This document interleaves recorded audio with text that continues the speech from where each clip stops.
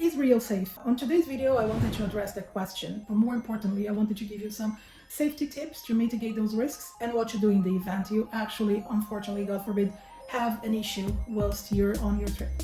So let's dive right into it. I do not want to dwell on the question of is Rio safe or not, because I think that has been answered several times by several people. But my take on it is that Rio will be probably fairly safe as any other big city for tourists. The reason why I say that is because most tourists will be going around areas where they are like in the south zone, they're very well policed, they're very low crime. So you probably won't have issues in there other than the pickpocketing or something like that. If you start venturing out to areas where like it's a little bit more local, many people wouldn't necessarily go there as a tourist, then that's where you would be a little bit more exposed. And one of the things that I always think, but to be honest, I don't actually have a lot of data to back that up, but we all know that, for example, if you do go to New York, you will know that, I don't know, maybe some sort of crime happened, some pickpocketing, some other types of crimes happening there. The same for London, the same for Paris. Yet you don't actually hear people telling you not to go to those places. And I wonder a lot about why that is. I think there is a lot to do with something that we call mud complex in Portuguese, the complexo de vira-lata, which is like some Brazilians tend to think that whatever happens in Brazil is so much worse than the first world countries. And that is just, I think, it's a skewed perspective about how things are. And that ends up making people tell you like, oh, this is extremely dangerous, extremely difficult, and you do not want to come here. The other thing is, I think that in Rio specifically, many people that live there, they more often than not, they do not live in the South Zone because the South Zone is actually very expensive. So the average carioca, the average person living in Rio, they will not be able to afford living there. So whatever they experience on their daily life might end up being very different. Also, you won't be commuting to work, you won't be sitting in the traffic jam or anything like that. So just be mindful, like, and try to take it into perspective when people say it's extremely dangerous. I won't tell you that there is no danger at all, because that would be a lie. But what I can tell you is that I believe for you to stay in the South Zone and probably doing the touristy things as you've seen on my channel here will probably be just fine. Now, I wanted to move on to the safety tips. Before doing that, I just wanted to thank Kimberly. She left me a comment asking for this, so I'm making this video from her suggestion. So thank you so much, Kimberly, for that. And if any of you would have suggestions for other videos or just anything you would like to know or comment, please leave me a comment on this video or any of my other videos. I would be more than happy to chat with you. I've been enjoying kind of exchanging messages on the comments with a few of you. So just leave me a comment. If you can leave me a like, even subscribe to the channel, even better. It really helps engagement, so I would really appreciate that. Now let's dive into the safety tips. So I wanted to tell you the tips in terms of like big categories, so like the general category, what I think everybody should do, and then I'm gonna go like, if you're going to the beach, this is what you need to think of. Okay, transportation, what you should think of, Carnival, scams, nightlife, and any attractions you go, and lastly, if something actually does happen, what you should do. So let's go into that. I will start with the general tips. So for most of you, like I think none of these will come as a surprise. Dress down, like don't really put any branded clothes, like, you know, like fancy, or at least that are perceived as fancy clothes in Brazil. Like if you want to wear Havaiana flip-flops every day out, except when you're going maybe to the nightlife or to a restaurant, you're probably going to blend in very well. So have your Havaiana flip-flops on hand. Try to avoid jewelry, especially anything that, even if it's fake, anything that looks like precious metal, like gold or silver, or anything that looks like there is like a precious gem, like diamonds, rubies, etc. If you do want to wear something, I suggest you wear the ones that like are made of like natural type of things, like if you want to kind of have some accessories on you. The other thing is avoid looking like a foreigner. And what do I mean by that? There are some clothing styles that kind of really do make you look like you're not from Rio, and that really draws attention and you kind of become a target. One of the things I would mention is, for example, the sports jerseys that I know Americans like to wear a lot. So for example, the basketball jerseys or the American football jerseys. Try to not do that. I have another video about packing to Brazil, so what you should and shouldn't pack. when you're coming. So if you want to like take a look into that, I have a few other tips in there. Just go and check that video out. But yeah, just maybe avoid doing that. Dress down, basic stuff, just very modest. In terms of cash, one of the things we usually do is like if you're walking around with a lot of cash on you, or even some, just try and split. Maybe have, I don't know, 50 reais in one pocket, and I don't know, the remaining of it in another one. In the event that you are approached by a thief and they want to mug you or to rob you, you can just give them the smaller amount, and then obviously you would get the other amount on your side. If you do have the chance, you like just go around with an older phone. I have an iPhone 8 that I like to use it around Brazil, and this one that I'm filming is an iPhone 13, so I went around with that and was absolutely fine for the entire time I've been filming with it. I have never had an issue, but it's just an extra precaution you can take. And if you do have like expensive gear, like a camera gear or something like that, avoid walking with that little camera bag. Like if you can, put it on a backpack or something that is a little bit more kind of stealth, because you might just draw attention. Nobody's walking with cameras all around. I would advise you to maybe try and be like inside the restaurant or inside like the big attractions like the Sugarloaf or Price Redeemer or something like that to use it. I wouldn't necessarily go like out on the boardwalk with my big camera and be taking pictures, no matter how beautiful it will look like. Probably better safe than sorry. Just essentially the tips here is like try to not draw attention to yourself, which I don't think comes as a surprise to any of you. Now I wanted to just speak to you about what you would do on the beach. So the first thing about the beach is, if you can, use a lanyard that has kind of like a waterproof case, but essentially you can put your phone in, your card, your money, and then hang around your neck, and it's waterproof, so you can go into the water with that without really worrying. I got this one here, it's like from Amazon. I'm gonna leave the link below. It's an affiliate link, you don't need to use that. But if you do want to use it, I will earn a commission. That will be no extra cost to you. The other thing I would mention though is, if you do want to take more things with you, like you want to take a sarong or you want to take a tote bag with you, for example, I would advise you to just like make it kind of like a little pillow with that. So you would essentially put all your things, your clothes, etc. inside the tote bag, kind of make a little pillow, and then put a sarong or a towel, probably a sarong, on top of it, and then it becomes kind of a little pillow. I have like a better explanation about these, and in fact a whole video about what you do or not on the beach if you want to see it from a cultural perspective, so you can go and check that one out as well if it is interesting.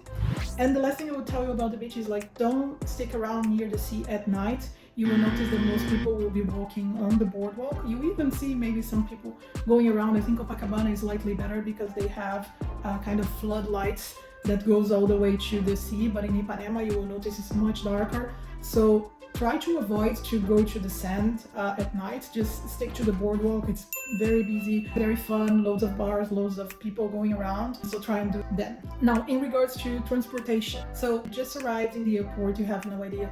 You can get the Uber and then you can follow the instructions to go to the Uber spot and then get it and go to your hotel. But if you don't want the faff of like just trying to find where it is and calling Uber, checking the dynamic tariff, which I personally find it a bit I would just go and grab a taxi. There is this one token, this one option that's called Taxi Comum, which is common taxi, which is like not a VIP thing, which is usually the one with the best prices. They were still gonna have like a markup against like running with the fare meter, but you will like have a fixed price on the neighborhood you're going. I'm gonna put here just like the table from April 23, like I had a little card.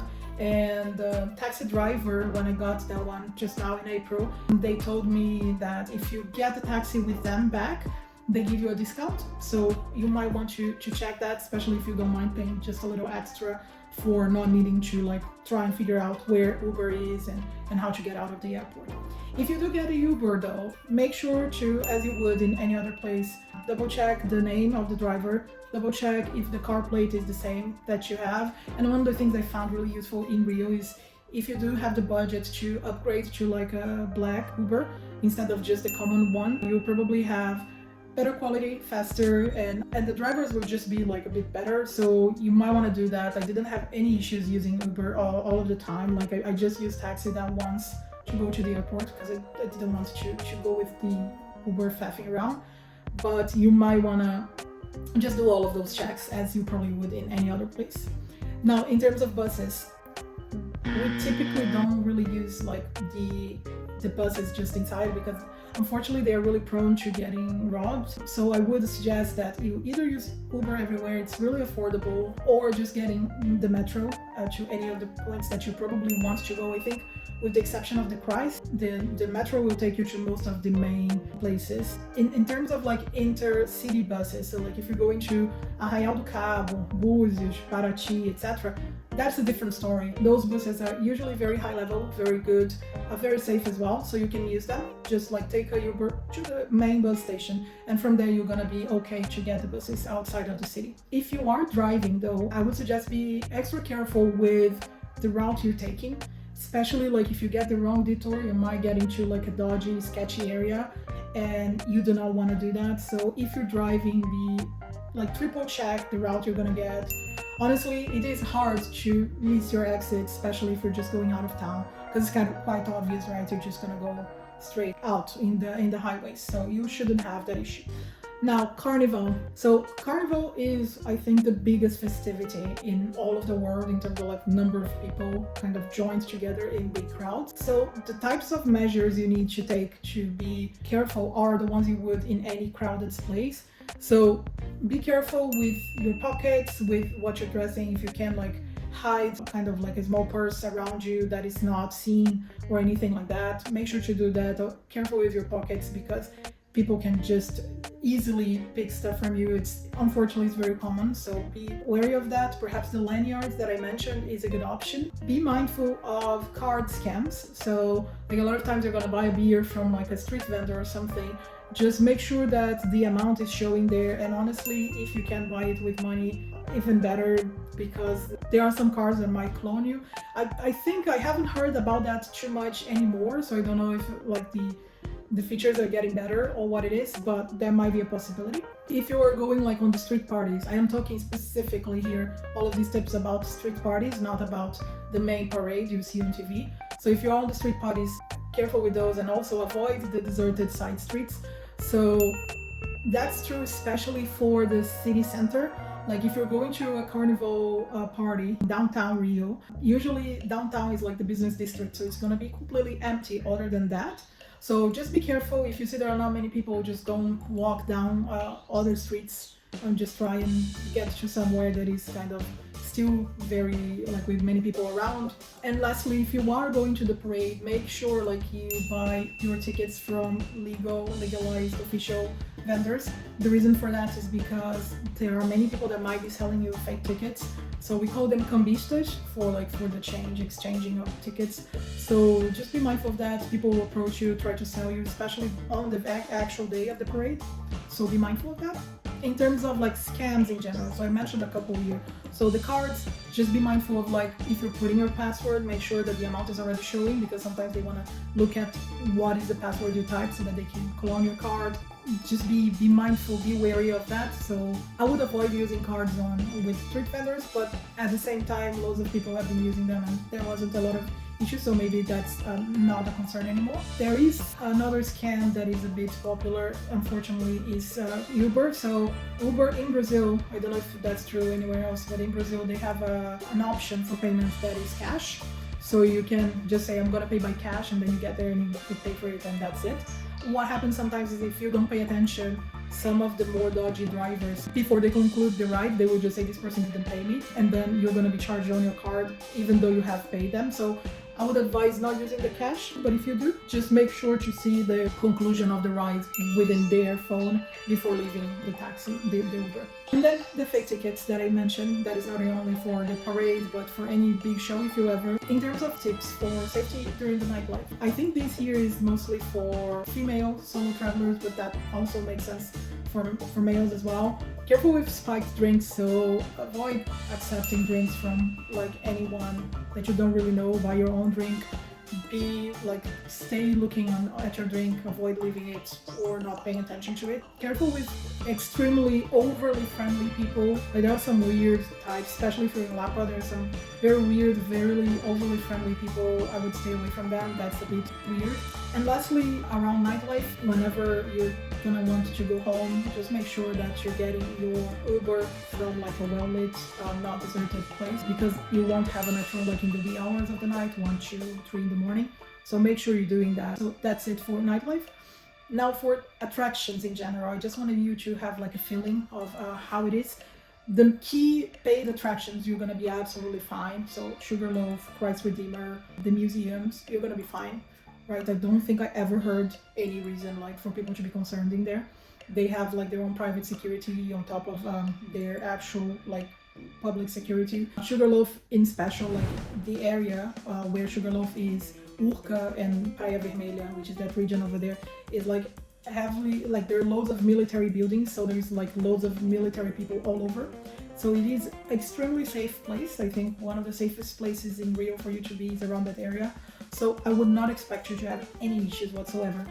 If you're walking around Copacabana, then just the general tips will apply to you. If you're visiting the forts as well, again, military area, you will be fine. Anything that you pay a fee to get in, you're probably gonna be okay. And lastly, what do you do if something actually happens? So like, I hope that with all of these tips, nothing will happen to you. And honestly, I think it's way less likely than you think for anything to happen with you. But if something actually does, I would suggest that you get in touch with the tourist police department. So there is a specific police department for tourists. I'm gonna leave their address and phone number here. They are based in Leblon, so you can just go there. This is only for like the foreigners tourists. So if you are Brazilian and you're watching this video, I know there are quite a few of you that watch my videos, then you go to the normal police department, the closest one to you.